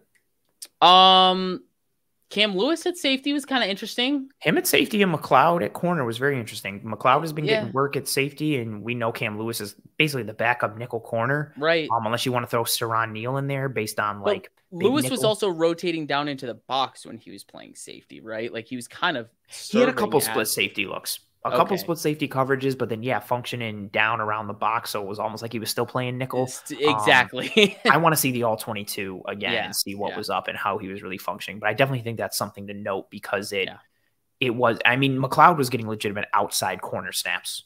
Exactly. So very interesting. What else? Anything else? No. That's just a small little nugget that we noticed at the end of the game there. I will say Jamarcus Ingram is a fantastic tackler. I don't have faith in him in coverage, but he had some good open field tackles last week against Indianapolis. One in particular where he got low and just flipped his man, and then he had two again today. Questions for him in coverage, but solid when it comes to making open field tackles and coming up in the run game. Yeah, and as Jason says, McLeod got his battle scar today. Cut his face open, got 6 stitches, just six stitches and a bandage, and came back in the game. So throws his head into someone immediately after. Why not? Do you think? Hey, back to the law, say hair of the dog, and just get right back in there and go after it. Any other thoughts on anybody or anything from today that you want to note? Specialist wise, I really liked what Shakir did decision-making wise as a punt returner. He got everybody to bite on that catch, and that ball that was a fantastic fake where it landed at the 5 and right into the end zone. That was great decision-making. And then to run up and go snag that fair catch at like the 19-yard line instead of letting it bounce. Really smart decision. I thought his decision-making as a punt returner was really, really solid today. And it kind of makes me, I don't want to say rethink what I was saying last week, because I do still hold strong about what I was saying about him as once the ball is in his hands as a returner. But I do think they want that kind of consistent, dependable type of returner at punt return. And they want that explosive guy at kick return. And my thought is maybe, explosive guy. They want McKenzie as the kick returner, but they want someone who they know is going to catch that football and secure it every single time. And that could be Shakir. You combine Shakir and secure. I can't even. It's at punt returner. Try and say secure Shakir 5 times fast. Don't actually. It's hard. It's everybody at home. Try to play that game. That's a hard thing to do. I think you're spot on though. They want that. They want that reliability. That's why, again, when things were going sideways in punt return, it was like, we'll put Micah Hyde back there because he's reliable, he's dependable. Shakir gives you some upside because of his ability with the ball in his hands to function as a ball carrier. But from a ball secure standpoint, and that's nice, Shakir. But from a ball securing standpoint and decision making standpoint, Shakir looks to be the guy at punt return, and I'm cool with that. Kick return is very interesting. If it's for that reason, like totally understand the logic. I can then get behind it and support it. So I'm happy to see it in that regard. Very fair. And, Matt Hawk had a nice punt today. I know some people were up in arms about that because they wanted to see it from Ariza. But, like they said, they're going rotation based, and Hawk was first man up in the rotation today. Again, not sexy, but a nice pin you down around the 11, 12-yard line. Good arc, good distance, good angle. But you want to see Ariza maybe get that look because that's the area you're trying to see how he's progressing in. But as far as like bigger takeaways for me, again, it is structurally and continues to be that press man piece on defense. With when you're able to in those 3rd and short instances, like 3rd and 3 to like 3rd and 6, almost, you need to be able to get into the body of receivers. and deny the ball. You can't be 3rd and 4 and you're playing off and you let them hitch up at 5 and then they get the first down. You need to be able to get into their kitchen and deny the ball. And seeing it for the 2nd week in a row, it seems like press man is a very real thing for this defense. And having press man function in a way, again, like Trey White has been able to function in press man, but it's been more with his hips and it's been more with technique. Yeah, you're now getting more press man. Exactly. You're getting more press man now with physicality and rerouting and hands and affecting the timing and the distribution of the route, which is very interesting. And when you combine that with a front that should be able to get penetration quickly, you have the makings of a potentially dangerous 3rd down defense for the Buffalo Bills without having to blitz or without having to do too much. You can just play coverage and drop 7 and rush 4 and potentially get to the quarterback or create turnover opportunities or make the quarterback hold the ball. There's a multitude of avenues that you can go down, but it all stems from the Bills being able to have that press man capability in their back pocket, or they love to disguise coverage on, I shouldn't wear it. I'm so terrible. I'm not doing it. They love to disguise coverage on the back end with their safeties. Now they're able to play some games and disguise some coverages with their corners because if they're playing press man consistently and then they're lined up. Elam did it multiple times today. Benford did it too. Dane Jackson did it as well. They're lined up, head up on that receiver, and you're thinking, oh, here comes press man again. And then as the quarterback puts his foot down and is about to snap it, you see them get sideways and they start bailing, and then the ball is snapped and they're already in there. They're in off and they're in bail already, changing the picture, right? That's such a huge thing in today's NFL. You need to be able to play games and, Jedi mind trick the quarterback and the offenses and changing that picture. A lot of it has been from a coverage shell perspective with safeties, but if you can also do it with your corners, that's another level and layer to this Bills defense. So I think that's very encouraging from a structural standpoint. Yep. Any last thoughts on anything as we start to wind down on this episode here? I wouldn't say there's any last thoughts on any players in particular, but boy, am I really excited about the running of this football team and the added threat that we have added to this team, literally just by adding James Cook and adding some health to Zach Moss. Yeah. It's yeah, seriously, like the entire running attack and Aaron Cromer, like the list continues. Just the running attack has newfound potential this year. And this doesn't even mean that the Bills need to get to a 50-50 play call split or anything like that. But, even if it is 65-35 or 60-40, whatever the play call split is in favor of passing, as long as the running game is more efficient, which it looks like it is by all purposes at this point, that's going to do loads of wonders for our passing attack, keeping defenses honest and calling their bluffs, like Mitch Morse said in our film room a few weeks back. When they say when the Bills offense sees teams running too high stuff, they can call the defense's bluff and just be like, yeah, okay, you want to do that? We'll run it down your throat and we'll take the easy 7 yards. Yes. Keep it moving on to the next play and stay ahead of schedule with the first down sticks. So I'm really excited about the potential for more efficiency in that regard and the fact that we have so many guys that can wear multiple hats. I love that. I'm fully on board. My belief that I don't care how prolific and proficient your passing attack is, you need to be able to run the ball, whether it's against too high looks or light boxes. But the way defenses are trending now, and they've started to figure things out of how they can play spread passing attack teams, you need to be able to have that pivot. And again, I think people forget that correlation of how the Bills offense struggled towards the first half of the year. And then towards the back half, when they found that pivot and that gap running scheme attack, all of a sudden things started to open up and things weren't as hard. And it didn't seem like the offense was stuck in the mud as much once they had that running attack, and let alone how many explosives you can create in today's NFL off of the play action game and how teams use that to try and attack downfield. And it's not the only way, but it's a way that teams can do that. And when you have a quarterback with the arm of Josh Allen and weapons that can get downfield like Stephon Diggs and Gabriel Davis and Dawson Knox, like that run game mixed in with the potential explosive that can be created in the play action game. Again, you don't need a good running game to be good with the play action, but it definitely helps. And then just, taking advantage of light boxes or being able to work on 2nd and 2 or 3rd and 1 or around the goal line. Things just become easier the more multifaceted you are. And it all comes back to that rock, paper, scissors piece. Again, team throws rock, you want to throw paper. Team throws scissors, you want to throw rock, so on and so forth. Being able to stay versatile, having multiple weapons in the holster and in the chamber. It's funny how people look at it from a passing perspective, and it's like, James Cook is awesome because he's another weapon for the offense, and you want to have so many weapons on offense.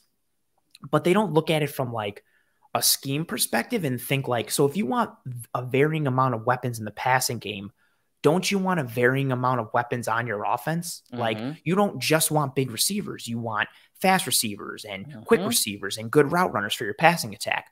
So then wouldn't you, by extension for your offense, want a good passing attack and a good running attack? So that way you can stay multiple and stay varied and have all those weapons. And in that arsenal, you need that running game. And it's nice that the Bills, but again, they looked good in the run game last year, started in week 1 against Detroit, and it didn't carry into the regular season. But I think the addition of Roger Saffold is very important, as is the addition of Aaron Cromer.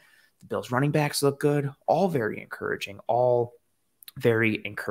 And I think on that note, as we've almost ran for 2 hours here, but there was a lot to talk about. There were a lot of questions. There were a lot of comments. There was a lot of thoughts. We're going position group by position grouping, and we're doing it at a high level with also in-depth analysis and detail on a position level and a structural schematic level. So that takes time. But this episode was absolutely tremendous. If you enjoyed this episode, please drop a like on this video here on YouTube, please, and thank you. If you're listening on any one of the audio platforms, Apple Podcasts, Spotify, Google Play, whatever have you, please drop a review and or a rating on this episode or on Disguise Coverage as a whole. Please, please, and thank you. And whether you are listening on any one of the audio platforms or watching on YouTube, please subscribe to Disguise Coverage. Subscribe to the Cover One channel as a whole. Oh, that's awesome, Nicholas. Nicholas saying y'all are the best, and he gives us thank you that $10 super chat. I appreciate that, Nicholas. Thank you for being here. You ton of comments and engagement with the chat and with us this entire episode, and then just being here. And thank you very much for the donation.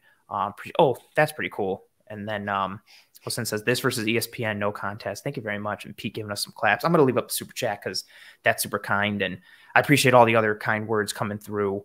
But I don't want to pat myself on the back too much. I feel weird pulling up positive comments about us. But thank you guys. But keep them coming because they're tremendously appreciated. But yes, wherever you are, please rate, review, subscribe. Please drop a like. Tell your family and friends and loved ones how awesome Disguise Coverage is. Or if you hate this show, tell your enemies about the show and try and ruin their day, because a view's a view, a like's a like, a listen's a listen, whatever have you. And whatever form or fashion your support comes in, whether it's just watching this, whether it's a like, a rating, review, a subscription, a positive word of mouth communication to someone else, or a super chat, whatever have you. Thanks, Kendall. Appreciate you. Glad you took the time to comment this. You're awesome. Whatever form your support comes in, myself, Kendall, the entire Cover One team are tremendously, tremendously grateful for every single ounce of support for that. If you are into fantasy football, use the promo code Cover1 and sign up for Underdog Fantasy, or download the Underdog Fantasy app. When you do that, using the promo code Cover1, Underdog will match your first deposit up to $100. So you have the opportunity to get a free $100 to play fantasy football. A lot of best ball action, a lot of different forms and functions that you can do on Underdog. It's not just like limited to one thing. Great user interface. So go check out Underdog Fantasy. Use that promo code Cover1. And if you take a look at the episode show notes here in the description here, whether again podcasting apps or platforms or YouTube, you will see the way you can become a Cover One insider and get access to One Pass, the premium subscription membership to Cover One, in-depth video breakdowns and access to the team in a variety of ways, whether it's the group Slack channel or the limited content that we have on the Cover One website, and just the special access and next level analysis and breakdowns and things that you will get as part of that premium subscription membership. So take a look at that in the episode description and show notes. Kendall, I feel like you're typing more things and it's distracting me, so please stop it. I hate you. Thank you so much. Responding to Jason. Oh, I don't believe you. Appreciate you all for being here, riding with us. This has been another tremendous episode of Disguise Coverage. Thank you very much for being here. We hope you and your family and friends and loved ones take care of one another, are kind to one another, be safe. I will see you next week for another episode of Disguise Coverage. And for Kendall Mirsky, who I could not have done this episode without, and who crushed it once again, like he always does. And for myself, yeah, I'm lying. It's not true. And for myself, I should know that by now. You should have. I'm just foolish for you to even say anything about it. And for myself, Anthony Prohaska, we thank you very much for being with us here on this episode of Disguise Coverage. Take care of one another. We will see you next week. And as always, go